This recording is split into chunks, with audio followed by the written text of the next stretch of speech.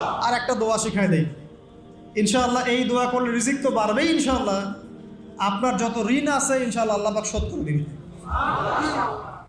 আলী রাদিয়াল্লাহু আনহু বলেছেন, কোনো ব্যক্তির যদি পাহাড়ের সমানও ঋণ থাকে, এই দোয়া যদি আমল করে আল্লাহ পাক ওই ঋণও শোধ করে দিবেন ইনশাআল্লাহ। ঋণ কেমন জানেন? ওই যে এখন মানুষ ঋণ নিচ্ছে 1 কোটি টাকা ব্যাংক থেকে, 2 কোটি টাকা ব্যাংক থেকে, হ্যাঁ, কত বছর, 10 বছরের জন্য, 20 বছরের জন্য বাড়ি করছে, তাই না? তার ধারণা এমন যে সে মারা গেলে তার ঋণটা কেউ না কেউ শোধ করে দিবে, তাই তো? আর আল্লাহর রসুল কি বলছেন দেখেন, একজন মারা গেছেন, নবী সাল্লাল্লাহু আলাইহি ওয়াসাল্লামের সময় একজন মারা গেছেন। তো নবী করিম সাল্লাল্লাহু আলাইহি ওয়াসাল্লাম বলছেন, এই ব্যক্তির কি কোনো ঋণ আছে? একজন সাহাবী বলেন, হ্যাঁ ইয়া রাসূলুল্লাহ, তো ঋণ আছে। নবীজি বললেন, তোমরা ওর জানাজা পড়ো, আমাকে ডেকো না। তোমরা ওর জানাজা পড়ে নাও, আমি জানাজা পড়তে চাচ্ছি না। আমি এখন কেমন করে আপনাকে বুঝাবো ঋণ কত ভয়ঙ্কর জিনিস। আপনি যে ব্যাংক থেকে 3-4 কোটি টাকার লোন নিয়ে রাখছেন, লাখ লাখ টাকা লোন নিয়ে বসে আছেন, দিব্যি সুখে বসে আছেন, এমন চিন্তায় যে আপনার মৌত হবে না। আর নবী সাল্লাল্লাহু আলাইহি ওয়াসাল্লামের সময়ে একজন মারা যাচ্ছেন, তিনি বলছেন তোমরা জানাজা পড়ে নাও, আমি জানাজা পড়তে চাচ্ছি না। মানে ঋণগ্রস্ত ব্যক্তির জানাজাও তিনি পড়তেন না।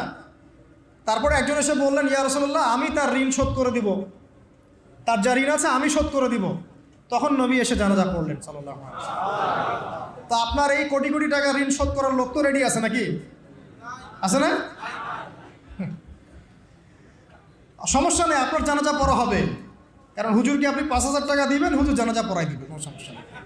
তারপরে আপনার মিলাদও হবে, আপনার একটা বড়সড় দোয়াও হবে ইনশাআল্লাহ।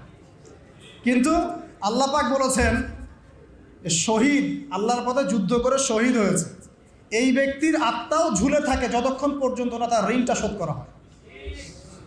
এবার বলেন আমি কি বুঝাবো আপনাকে? আর কিছু বলতে হবে? তো এখন সেই দোয়া শিখাচ্ছি আপনাদেরকে, যে দোয়া শিখলে আপনারা ঋণ থেকে বাঁচবেন ইনশাআল্লাহ। কত দিবেন বলেন? আচ্ছা, হ্যাঁ, এই তো শুকরিয়া। দোয়া করবেন যেন আল্লাহ পাকের দিনটাকে আল্লাহর জমিনে প্রতিষ্ঠা করতে পারি। আমার সাথে বলেন, দোয়াটা হচ্ছে, আল্লাহুম্মা ইকফিনি বিহালালিকা আন হারামিকা ওয়া আগনিনি বিফদলিকা আম্মান সিওয়াকা। এই দোয়াটা ছোট না, এটা মুখস্থ করবেন, সেজদায় পড়বেন, নামাজের সেজদায় পড়বেন, আত্তাহিয়াতু দরুদ শেষ তারপরে পড়বেন, নামাজ শেষে হাত তুলে করবেন, যখন তখন শেষ রাতটা করবেন। ইনশাআল্লাহ দেখবেন আপনার ঋণ বলতে কিছু থাকবে না ইনশাআল্লাহ। যদি থাকেও, বড় কোনো ঋণ থাকেও, আল্লাহ পাক অন্য কোনো মাধ্যমে এটা শোধ করার ব্যবস্থা করে দিবেন ইনশাআল্লাহ।